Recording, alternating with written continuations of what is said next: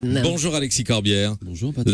La lutte, a répété Jean-Luc Mélenchon dimanche à Marseille en appelant à la mobilisation pour le 23 septembre. Avec quel objectif ? D'être le plus nombreux possible et d'avoir pour finalement efficacité immédiate le retrait de cette loi. Alors il est vrai faire reculer le gouvernement, c'est ça l'objectif. Faire reculer le gouvernement, voire même lui faire abandonner les méfaits qu'il prépare. Alors il est vrai que c'est le 31 août qu'on va y voir plus clair. C'est jeudi.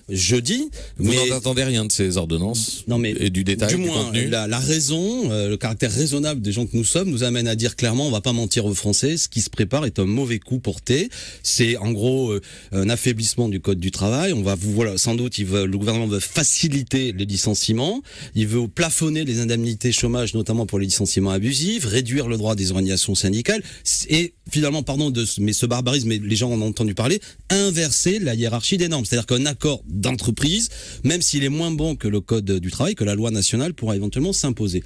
Voilà. Alors ça, peut-être que je me trompe totalement et que le 31 août, il y aura une grande avancée sociale, mais j'y crois pas un mot. Non, parce que Madame la ministre Pénicaud l'a dit dans Le Monde, pas du tout. Elle nous répondait, contrairement il n'y aura pas de casse sociale, a-t-elle dit. Oui, mais l'inverse, dit-elle. Moi, je prends les paris à ce micro, il n'y aura pas un seul progrès social, c'est même l'inverse. C'est une logique folle sur le plan économique qui consiste à dire parce que je flexibilise les choses, que je facilite les licenciements, je lutte contre le chômage. C'est faux. Ces intentions que vous résumez à votre façon, Alexis Corbière, Emmanuel Macron les a largement exposées durant sa campagne. On a eu ce grand débat pendant les 2 élections et pendant les 4 tours de scrutin présidentiel et législatif. Est-ce que ça donne pas une légitimité au nouveau pouvoir pour mener cette réforme ? Alors, premièrement, je dis que non. C'est pas parce que vous dites il faut assouplir le code du travail. Tout ça ne veut rien dire ou qu'il faut modifier le code du travail. Ça a été vivement contesté par Jean-Luc Mélenchon pendant la campagne présidentielle, on s'en souvient. Mais Monsieur Macron n'a pas dit exactement ce qu'il allait faire. Moi aussi, je peux dire que je veux modifier le code du travail. Il faut le modifier, le code du travail. Il faut améliorer les protections des salariés. Il faut notamment,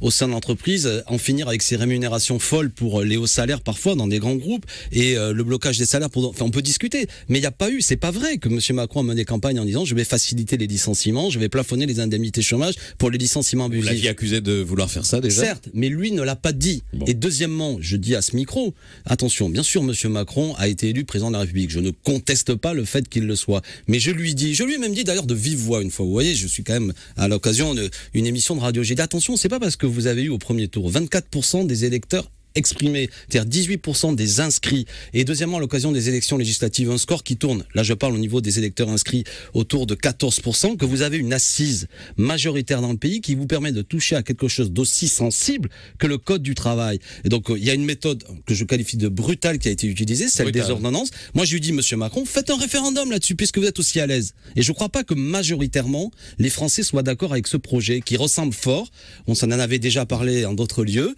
à la loi El Khomri, que les Français ont rejeté. Ils sont pas idiots, les Français. Ils voulaient pas de la loi El Khomri. C'est pas parce que Monsieur Macron désormais a un sourire irréprochable que ça va changer leur opinion. Et le dialogue social, Alexis Corbière, c'est de la foutaise, comme l'a dit votre collègue député Adrien Quatennens. Ce n'est pas ça. Il parlait de ce dialogue social. Maintenant, c'est le dialogue social et autres foutaises et artifices d'illusionnistes. Oui, parce que c'est pas un dialogue social. 10 juillet 2017. Tout à fait, parce que c'est pas un dialogue social, c'est un monologue antisocial. Donc c'est la foutaise. Voilà. Oui, ce qui est une foutaise, c'est je vais vous dire, Monsieur Cohen, je vais vous réunir, je vais dire voilà, Monsieur Cohen, je vais vous casser les jambes et les bras. Discutons. Et si à la fin de la discussion vous me casser qu'un seul bras, il y aura un dialogue social. Pardon, je veux pas vous mettre en cause. C'est pas ce que disent Mailly et Martinez. Disent pas, on nous a dit qu'on allait nous casser les bras et les jambes. Si, c'est une grande régression qui est programmée. Et ce que cherchent à faire des organisations syndicales, c'est que la casse soit la moins forte possible. Mais ça, c'est pas un dialogue. Quelle proposition des organisations syndicales, portée depuis longtemps par une organisation syndicale, sortira de ces négociations ? 0 plus 0 égale la tête à Toto. C'est pas tout à fait ce que disent les syndicats. Non, ne dites pas les syndicats. La CGT Solidaire sont sur la ligne. Deuxièmement, ni la CFDT ni FO, j'ai même écouté FO, qui est sur un positionnement Salue la méthode, au moins. Oui, enfin bon, pardon.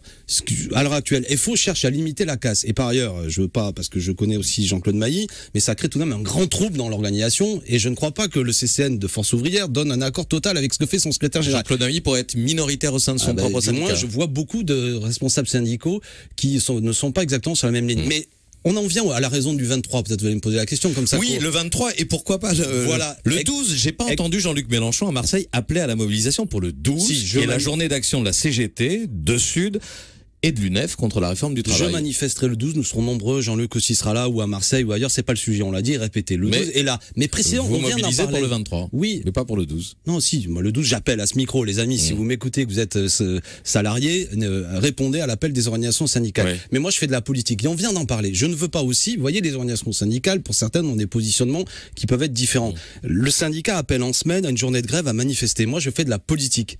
D'accord? Et la politique, c'est aussi de donner une réponse politique à ce qui se prépare. Je ne fais pas, ce serait pas rendre service au syndicat de leur dire il doit tout régler le syndicat. La réponse syndicale, il le fait, mais aussi la réponse politique. Ce que fait ce gouvernement nécessite à la fois une réponse d'ordre syndical, mais aussi une réponse d'ordre politique. Il y a la convergence des luttes, alors? Mais bien sûr, mais c'est la raison pour laquelle je serai le 12 dans la rue. C'est la raison pour laquelle je suis le 12. Philippe Martinez, ce matin dans l'Humanité, 3 pages d'interview, il ne parle pas du 23. Mais c'est son droit, mais je lui demande pas. Donc chacun est dans son couloir. Mais pas du tout, mais monsieur Martinez, qui fait ce qu'il veut. Moi, je vais au 12.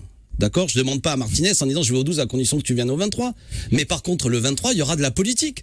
Monsieur Martinez, il n'a pas à dire, lui, qu'il veut une 6e République. Il n'a pas à dire qu'il faut une autre majorité à l'Assemblée nationale. Pourquoi vous voulez que monsieur Martinez devienne un dirigeant politique? Il n'en veut pas, Philippe Martinez, c'est un homme intelligent. Lui, il est dans son rôle. D'accord? C'est pas moi de... Donc vous comprenez? Parce qu'au bout d'un moment, il y a une vision dans ce pays qui date, on pourrait en parler plus longtemps, que le politique disparaît un peu derrière le social. Non, non, non, le politique doit exister. Et je fais pas, par une forme de lâcheté, reposer aux seules organisations syndicales la réponse qu'il faut apporter au macronisme. Je dis, et la formule vous a choqué, il y a un coup d'état social qui se met en œuvre. Une brutalité. Non mais je dis la formule à travers vous, cher Patrick, comme vous êtes les premiers d'entre eux, c'est la profession de journaliste. Non mais y compris même, pardon, je vous prends à partie, comme vous me connaissez, j'ai beaucoup de défauts. Mais monsieur Philippe, hier, le Premier ministre, nommé, était par la formule choc que nous avons utilisée. Mais je dis, on va bouleverser l'ordre social, le code du travail. C'est un texte fondamental qui va modifier les relations au travail de 18 millions de salariés. C'est pas rien cette affaire. Et c'est pas vrai que ça a été discuté clairement à l'occasion des élections. La politique, Alexis Corbière. Vous êtes prêt à gouverner, ça a été dit à plusieurs reprises ce week-end à Marseille, par Jean-Luc Mélenchon lui-même. Demain, s'il le faut, nous n'attendrons pas forcément 2022. Ça veut dire quoi? Ça veut dire qu'il pourrait y avoir dans ce pays une situation où le gouvernement et le président de la République, à juste raison, considèrent qu'il faut peut-être des élections anticipées, voire un référendum. Ça arrive parfois. Qu'est-ce qui pourrait provoquer des élections anticipées? S'il y avait, par exemple, des mobilisations sociales qui se multiplient, des sondages qui le scotchent en dessous de 10%. Par exemple, la dernière année de M. Hollande, vous auriez été choqué à l'idée que M. Hollande dit au bout d'un moment, ben voilà, je vais soumettre à référendum la loi El Khomri, et si c'est un non, je m'en vais. Il peut y avoir un moment démocratique où celui qui a une responsabilité dit je ne vais pas jusqu'au bout. Donc votre idée, c'est de provoquer des mouvements de rue qui puissent conduire le gouvernement à dissoudre l'Assemblée nationale et des élections anticipées. Ceux qui provoquent des mouvements de rue, c'est le gouvernement, c'est la politique du gouvernement. Mais je dis, la base sociale est tellement faible sur lequel repose ce gouvernement, qu'il n'est pas évident, s'il continue comme ça, qu'ils auront les moyens d'aller jusqu'à 2022. Les moyens, c'est-à-dire qu'ils soient en situation vraiment de continuer à avancer. Donc, et dans ce scénario-là, la première étape, ce sera le 23 septembre, d'une mobilisation qui pourrait, dont vous souhaitez qu'elle prenne de l'ampleur, pour conduire ce gouvernement à renoncer ou à... déjà là, renoncer au code du travail. Hein. Là, on mélange les sujets, on saute d'une chose à une autre. Mais moi, je dis effectivement, je l'avais même dit d'ailleurs au soir des élections sur France 2. J'avais dit, si vous continuez, c'était Monsieur Collomb que j'avais interpellé, ça avait fait le buzz, où il pensait que les Français avaient adhéré au projet Macron. Je dis, si vous continuez avec cette arrogance, ça va mal finir. Et je dis à Monsieur Macron, à Monsieur Philippe, s'il m'écoute, si vous croyez que vous avez reçu l'onction populaire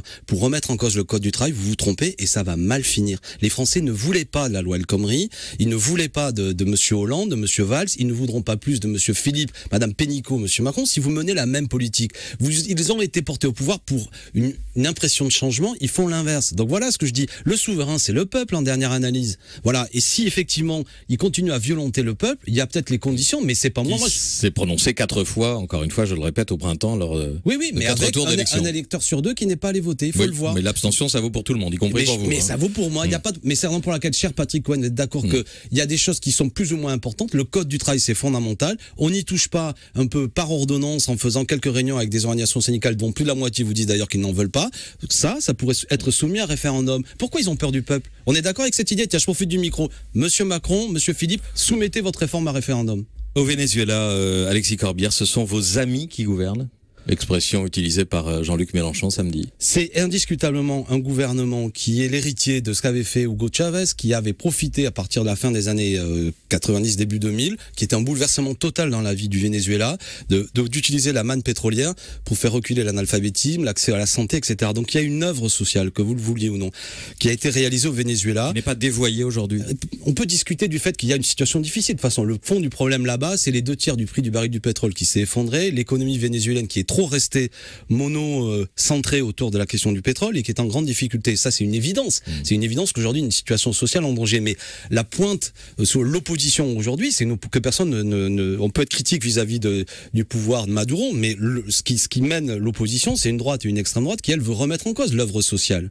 Leopoldo López est un homme d'extrême droite, oui, indiscutablement. Son parti est membre de l'Internationale socialiste. Non, Leopoldo López, il est si pas membre Leopoldo de l'AD. López, son parti est membre de l'Internationale socialiste. Alors, l'Internationale socialiste. On peut le dire que c'est l'extrême droite, mais si vous évoquez AD, non mais attendez, on parle pas de la même personne. Hein. Si vous évoquez AD, d'accord, c'est le gouvernement qui en 97 fait tirer avec Carlos Andrés Pérez, d'accord. Attendez, on finit puisque vous en parlez, l'Internationale socialiste. AD fait 3000 morts dans les rues de Caracas en 97. 3000 morts. Vous approuvez ça? Le Caracas, vous en avez entendu parler? on va pas débattre du. Ah non, mais c'est le fond du débat parce qu'on comprend Venezuela, pas pourquoi. je vous demande s'il y a eu en 97 il y a un dévoiement de la révolution. Non mais moi je vous demande de puisque Chavez. Je vous dis, est-ce que ces gens, est-ce qu'en France vous soutiendriez un parti qui, lorsqu'il est en responsabilité, fait tirer dans la foule dans les rues de Paris? Est-ce qu'il faut emprisonner les opposants et les poursuivre pour trahison, comme le fait le gouvernement vénézuélien? Mais là, actuellement, il y a une situation de tension extrême, on est d'accord. La seule réponse, je vais vous dire, il faut des élections. Il faut des élections. Et ce que je me félicite qu'une partie de l'opposition au gouvernement participera aux prochaines élections des gouverneurs. Si le gouvernement actuel doit partir, il partira, il n'y a pas de problème. Mais ça doit se passer dans un processus démocratique. Pas avec en plus Donald Trump qui dit qu'il est prêt à une option militaire. Vous n'êtes pas pour l'intervention de l'armée américaine au Venezuela, j'espère. Merci Alexis Corbière d'être venu au micro de Repas. Moi je pose des questions. Merci d'avoir répondu à quelques-unes de mes questions.